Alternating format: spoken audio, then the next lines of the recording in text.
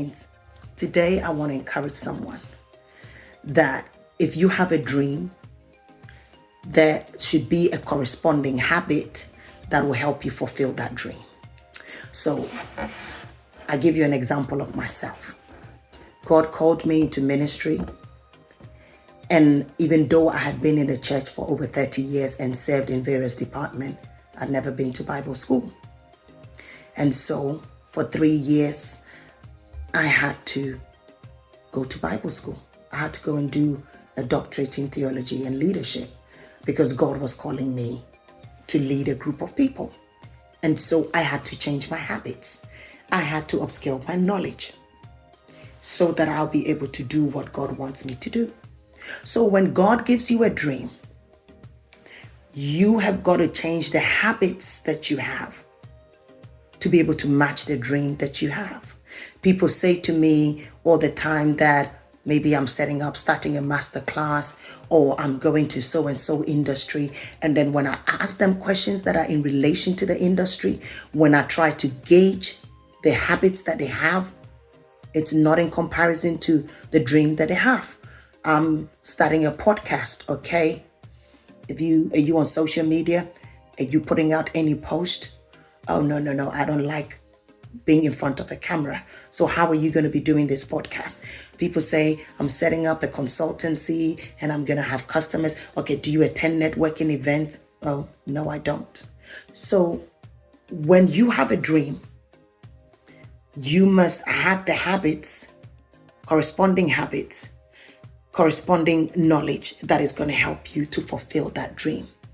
You cannot just walk around with a dream and not change your habits and expect that the dream is going to come to pass.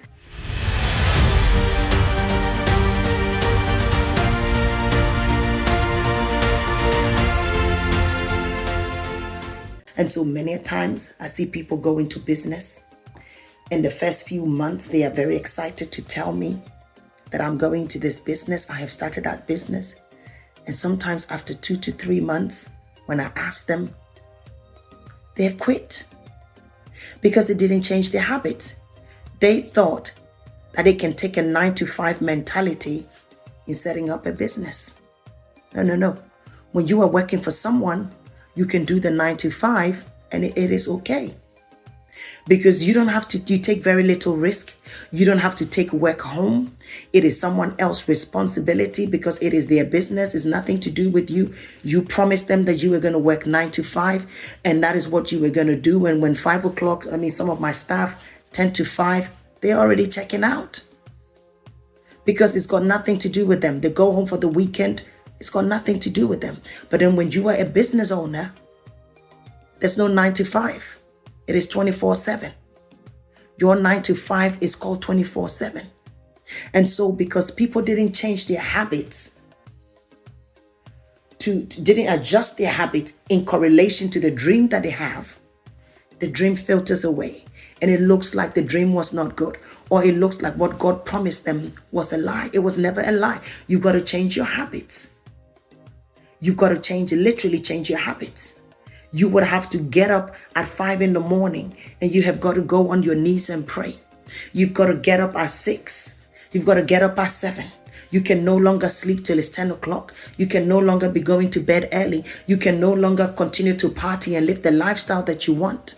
You've got to change your habits. For example, you get married and some people get married and they still want to live their single life. No, you've got to change the habit. That is why the marriage is failing. Because you failed to change your habits to accommodate the dream. You wanted a dream, but you don't want to change the habit that is required to support that dream. And so today, my word of encouragement to someone is you have got to have the habits, develop the right habits that is required to fulfill every dream that you have. Be it a business, be it ministry, be it marriage, anything. You want to be a financial, you want to go into investment, you want to have a great financial return. You've got to learn how to save. You've got to have a better relationship with money. You've got to learn how to spend your money, how to keep your money, how to leverage your money. You cannot continue to do the same thing, but you're expecting that on this side you're going to become a millionaire or you're going to become a billionaire when you don't know how to save. You don't know how to earn. You don't know how to leverage your money. So make sure you're developing the right habits, the right concepts, the right strategies that is going to support the dream on the other hand. God bless you. I love you.